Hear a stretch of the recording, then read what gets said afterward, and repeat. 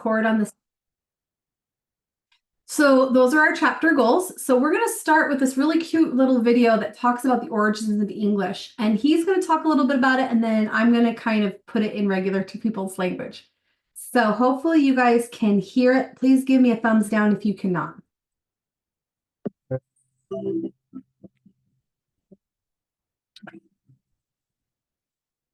When we talk about English, we often think of it as a single language. But what do the dialects spoken in dozens of countries around the world have in common with each other, or with the writings of Chaucer?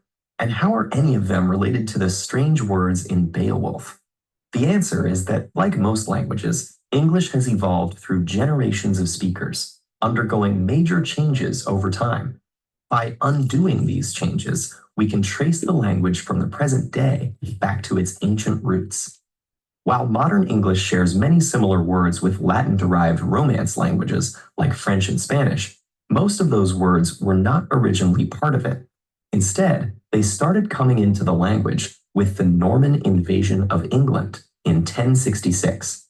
When the French-speaking Normans conquered England and became its ruling class, they brought their speech with them, adding a massive amount of French and Latin vocabulary to the English language previously spoken there.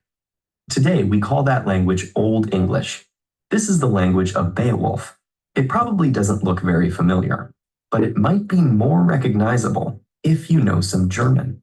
That's because Old English belongs to the Germanic language family, first brought to the British Isles in the 5th and 6th centuries by the Angles, Saxons, and Jutes.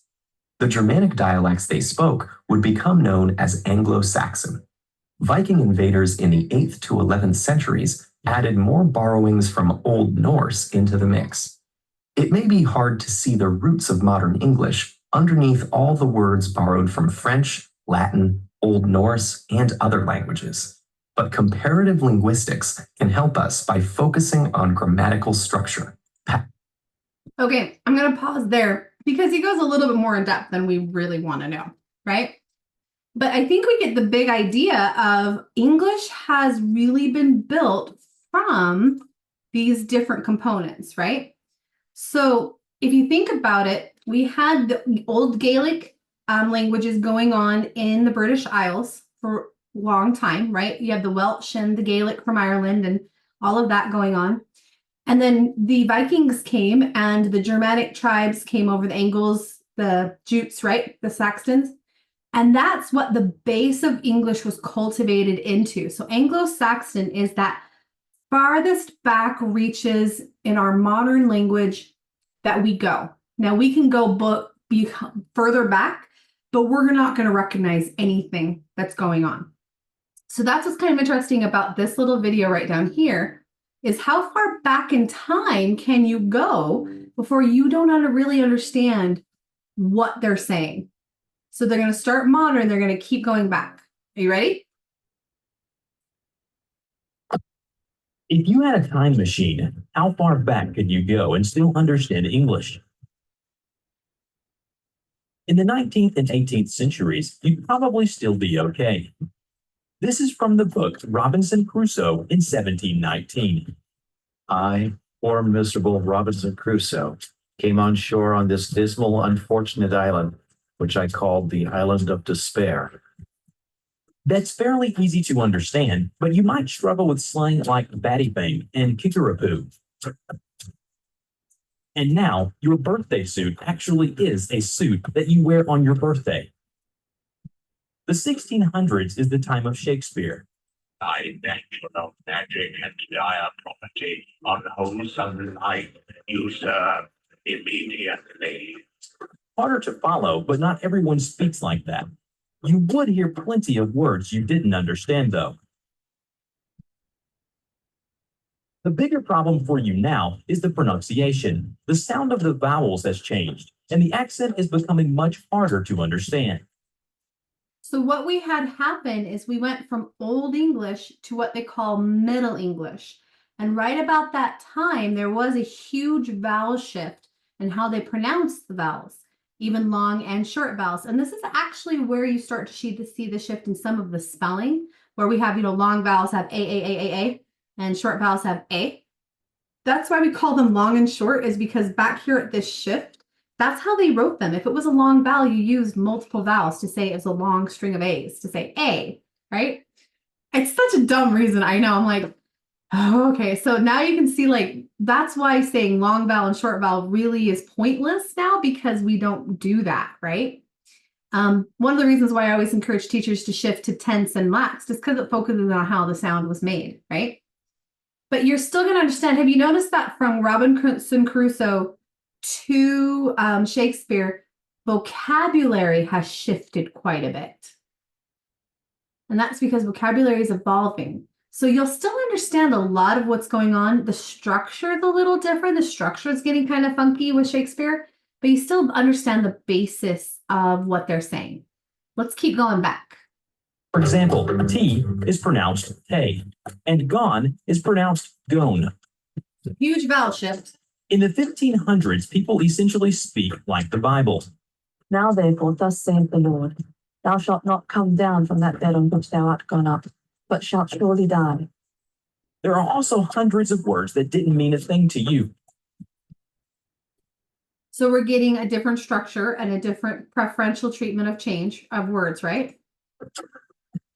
Before about 1400, you'd hear Middle English, and you would hardly understand anything, written or spoken.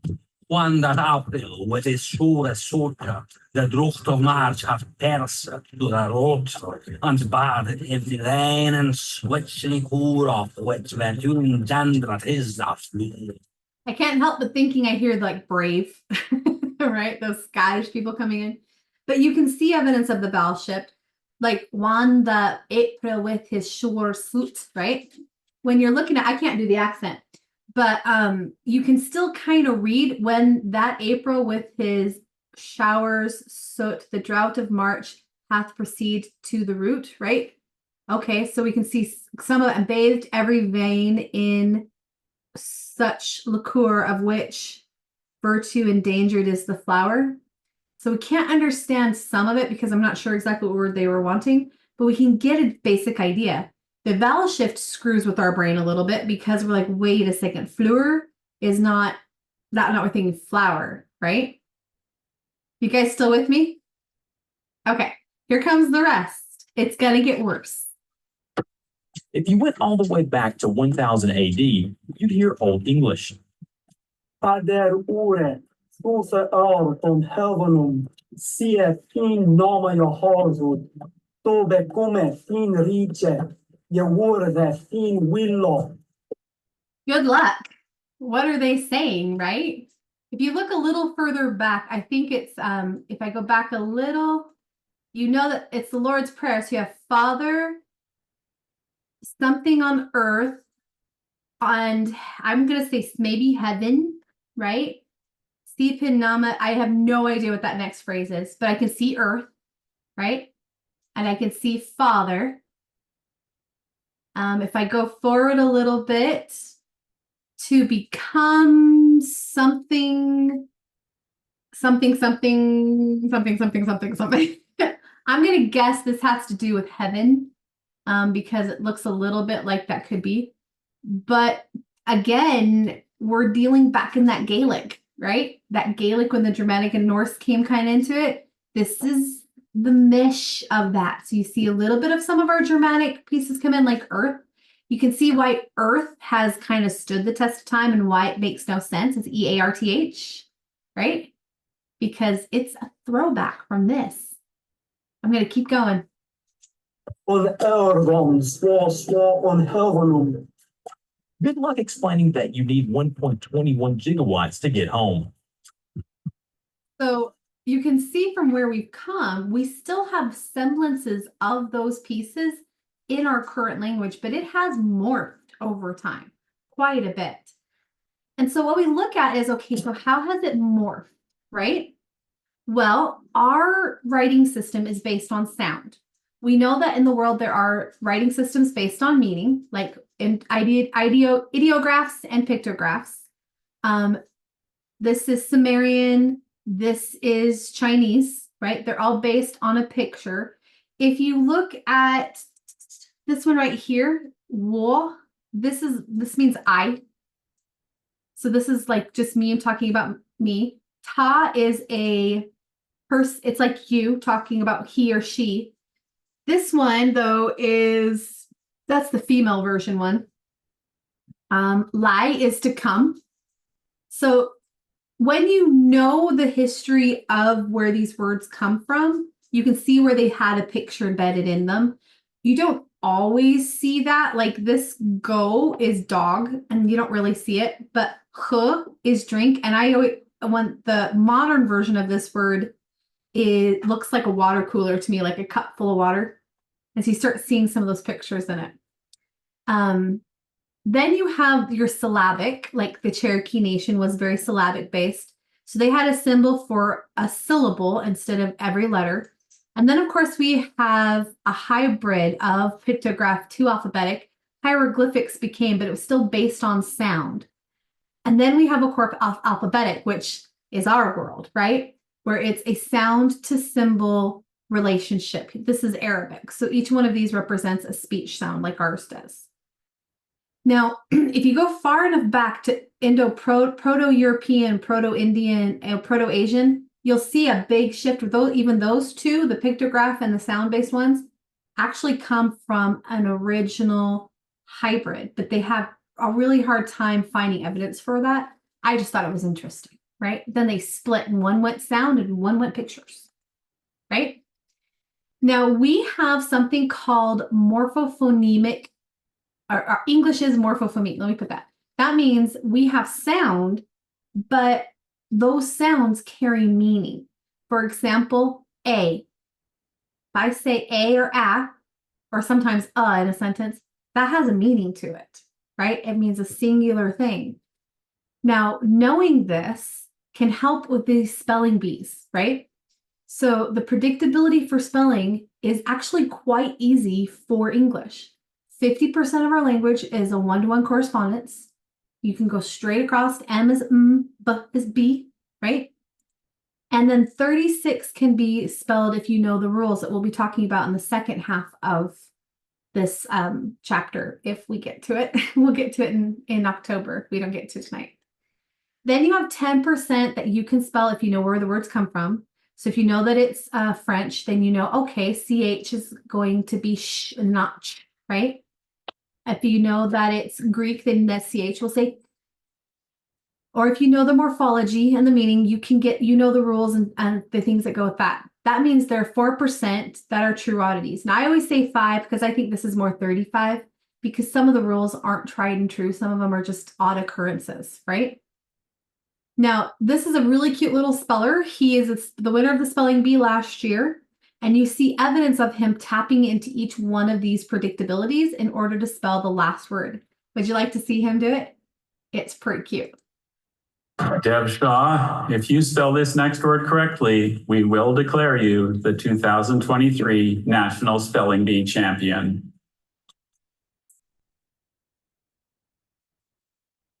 He's so stressed. Samophile. Samo meaning sand Greek. Oh, Wait a second. Samo meaning sand Greek. Yes, Phile meaning lover Greek. you're on the right track. Can I please have all the information? So the first thing he checked was for the word origin and the word morphology. Because if he can understand if this is the particular word meaning, like phile meaning love, relationship, then he knows which one to decipher from, right? So now they're going to give him the rest of the information. Samophile is a noun from Greek. A samophile is an organism that prefers or thrives in sandy soils or areas. Samophile, may I please have the sentence? Any samophile, for example, a cactus, would flourish in the Arizona desert. Can you say it for us? Samophile, Samophile. Samophile. P-S-A-M-O-P-H-I-L-E,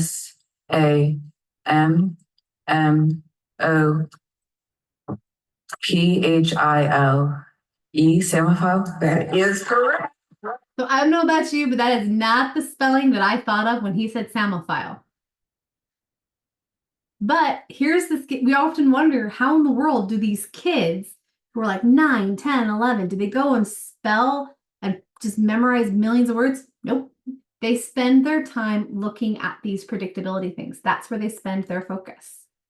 So teaching English is hard because it's at least 4 languages meshed into one. And then it's even more because we keep stealing words from language, like from Japanese and from Korean and things like that. So we keep stealing words from languages, and we building it onto our language.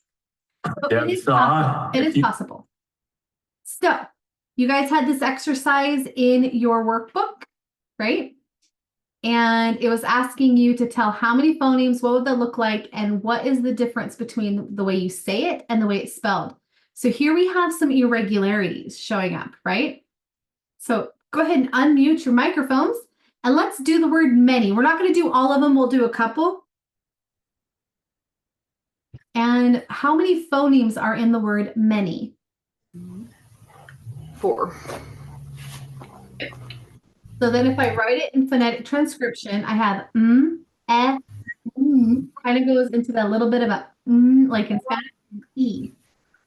So what's the difference between that phonetic speech, many, and the spelling that's used? The eh sound where the A is. Yep. That's not typically the one we would use.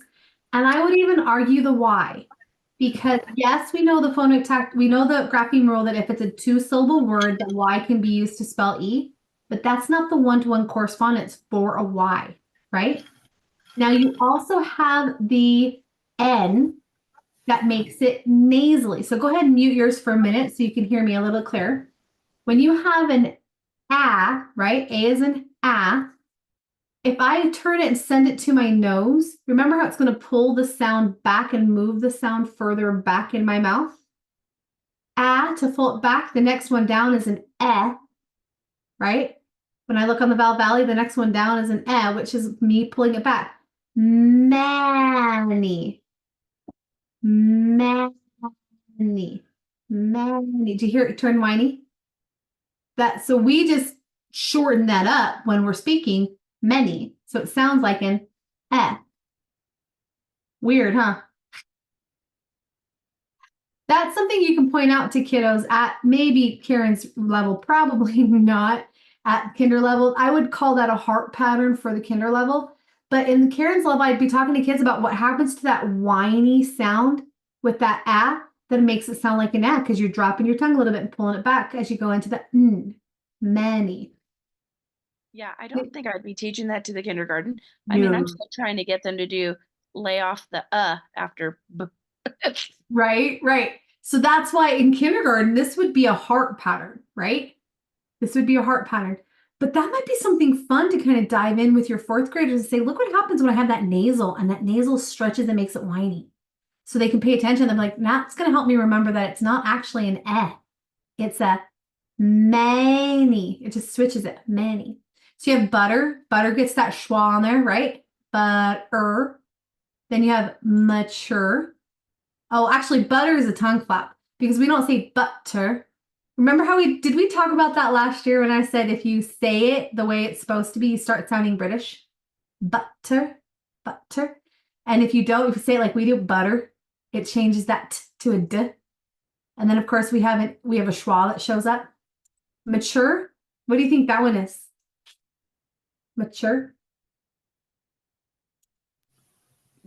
Like the CH for the T. Yep. You get that application mature. And actually our vowel sound gets softer too. So these are the co-articulation things that happen that Karen, you'll want to definitely talk about. And kinder, as it's appropriate, right? Because these words here are a little bit higher than your kids deal with. But you will have some circumstances that come up with the co-articulation. We talked about that in the end of chapter 3, like some of that application of like turning it to having a slight after some things. Does that make sense? I know it's been a whole summer. We can always go back and take a look at some of those allophonic variations that we talked about last spring. Okay, so this is how you're going to be able to tell if a word, that when you see a word, that where it comes from. I would love to say this is like 100% foolproof, but it's hard. And I'm about 75% of the time I'm right. But there's 25% of the time I'm like, oh, nope, I was wrong. So use this just kind of as a grain of salt with you that you can tell what they are by some of these things, okay? Now, predominantly, Anglo-Saxon is our language. 100 most common words, the, was, love, those are all Anglo-Saxon. Earth, the ones that are the most common everyday things are going to be Anglo-Saxon. They're often one syllable. You've got your vowel teams. All of your vowel teams exist in Anglo-Saxon words. You're like, thanks. All your silent letters, all your digraphs, and all of your oddities. Love and was and there, those are all Anglo-Saxon because they're coming from that Gaelic origin, and we just never got rid of those from Old English. Does that make sense? All of your function words. So earth, sky, moon, arm, love, wood, do, mother, toe, hot dog, one, all of those. So that is why kindergarten lives in Anglo-Saxon, right? That's where kindergartners live. Now, once we start bringing in the French influence, which is from the Normans and the aristocrats going over and picking up the language on their grand tours and bringing it over to sound smart, you've got food, fashion, social ideas, and relationships. So things you're going to see are the soft C and G are thank you to the French. Those ones are from the French. The OU being oo, as in soup, that's from the French. So when we have that spelling on our card, we're like, thanks, French. Can it just be ow? Nope. It's the French. And then certain endings like L, H, ein, et, like brunette, etiquette, those things, those are all from the French. So kindergarten's not going to see a lot of special endings, but Karen's group will, right? So some examples: amuse, triage, coupon, nouvelle, coquette, depot, ballet, crouton. Those ones are all French. So I always like to use the the little help of if it's food or fashion and it sounds a little strange, it's probably French, right? So darn snails. And if it has to deal with relationships, because the French is the city of love. I like my stereotypes going on here. So then we go into the Latin roots. Now this is really strongly, heavily influenced from the aristocrats. So the Normans came over and brought the French, but they brought some more of this because, of course, social status was a thing. But the aristocrats also went to go get educated on the continent. So they brought a lot of the Latin influences with the French. It's why it's often referred to as French Latin, right? But you're thinking social, oh, I was at Greek, sorry. Social and physical sciences, literature, and academic words for Latin. The Greek, same thing, was brought over by these scholars and things like that. It's going to be philosophical and scientific and mathematical. So when we're thinking broader things, think Greek. When we're thinking very specific, think Latin. Now, I always kind of noticed that the Greek kind of roll through their words, like biology. That's a Greek word. And Latin seemed to be harsher. Fracture. They seem to have a lot more harsher sounds in it. That isn't a foolproof method, but it helps. So with Greek, you're going to see PH for F. You're going to see ch for, or a k sound for the CH. You're going to see I for Y, like psychology. You're going to see the parts cannot be alone. Biology, bio, and ology will never be alone unless we've turned it into a slang word, right? You've got some now, so we've turned slang words bio into its own word. Or psychology, psych is now its own word, but it's a slang word. So this one we take with a grain of salt just because we know language is always evolving, and we have our modern English where we have taken words and made new ones, right? That are now kind of slang. So they're getting into the dictionary, they're part of that now. But your hypothesis, decathlon, biology, agoraphobia, right? Those are all Greek. Again, not going to see much call for those in kinder. I want you to teach your kids what agoraphobia is. But definitely Karen's world, right? I hope you don't feel too much like this is Karen's world today. It kind of is for some of this stuff. So then Latin, the features are going to be multiple syllables. You have a root. You will always have a root in the Latin. You will not have a root in Greek because Greek parts can be interchanged. Root words cannot. Latin words must always be a root and must always be a prefix or must always be a suffix. Greek, they can be interchanged. Like you have autobiography and you have biography. So biography was a prefix in biography. Bio was, but an autobiography was a root word. So in Greek, combining forms can go in any order. But I can't have structure. I can't have struct. It doesn't work. I have to have them stay where they go. Most of our prefixes and suffixes are Latin, and we use a lot more Latin than we do Greek. Greek, you're going to see a lot in the medical field. Does that make sense? Okay, so there's some examples like aquarium, reject, deception, pacify. And really fun fact here, CH is our friend because he will have a totally different sound based on his origin. CH in French is sh, CH in Greek is k, in Anglo-Saxon it is ch. So something like chic, that's French. So he's a nice indicator. I always like to look for those sound changes when I'm trying to decide if it's Greek or Latin because that's the biggest hint is that it will have a different pronunciation. So let's play with it a little bit. If you take the word sophisticated, where do you think it would fall? Would it be Old Norman French, Latin, or Greek? Sophisticated.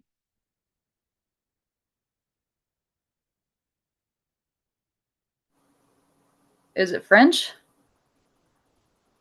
Oh, sorry, I did risque apparently. Oh.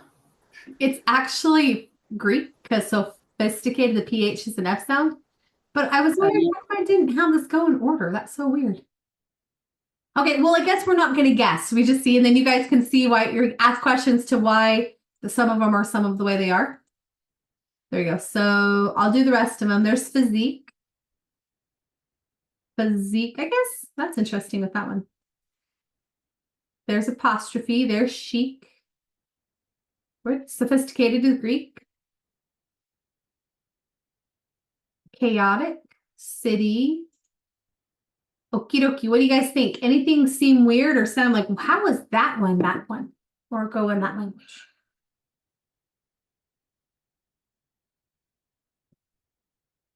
I always laugh that even though French does fashion, fashionable is actually Latin. Okay. They stole it from the Latin. Well, French is actually a Latin-based language, so it makes sense that a lot of their words in Latin are the same.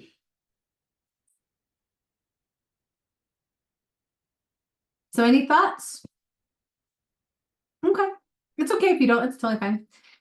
English loves to adopt words, so we will assimilate their spellings as well as their meanings into our culture, and they'll just become part of it, like cello, barbecue, and chocolate. Chocolate comes from Spanish and Italian roots, but we just say chocolate. Barbecue is another one. So all of those words, we kind of switch the sounds and the spelling a little bit, and we say, hey, it's ours, right?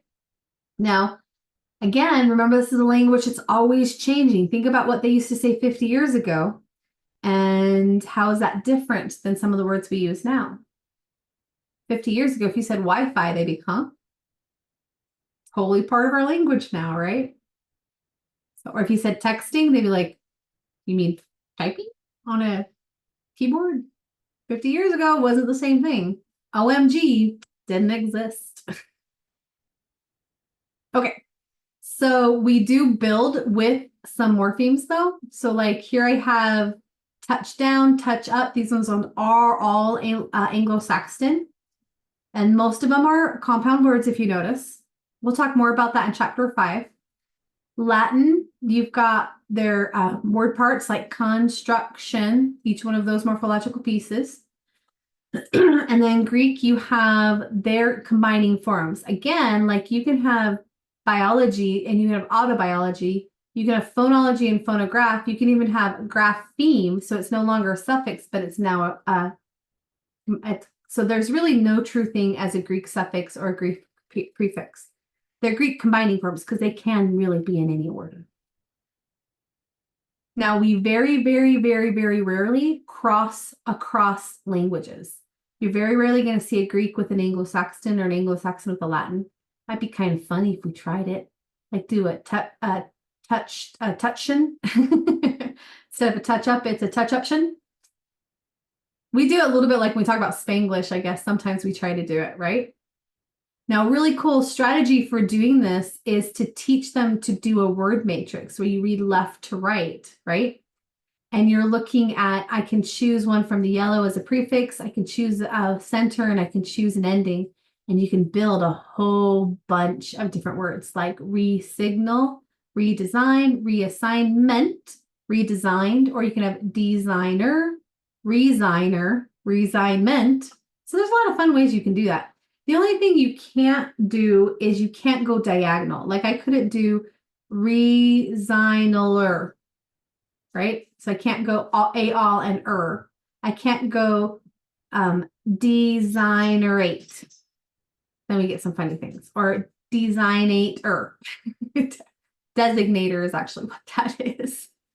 Sorry. So you can do that one apparently. Let's see. So then we have our most common correspondences. So it is 643. This is the beginning of all the spelling patterns in the orthographic mapping. So we can go to a certain point and say, we're going to stop there midway through, pick it up. So like a refresher in October and continue, or we can stop here if you would like to. What would you guys like to do?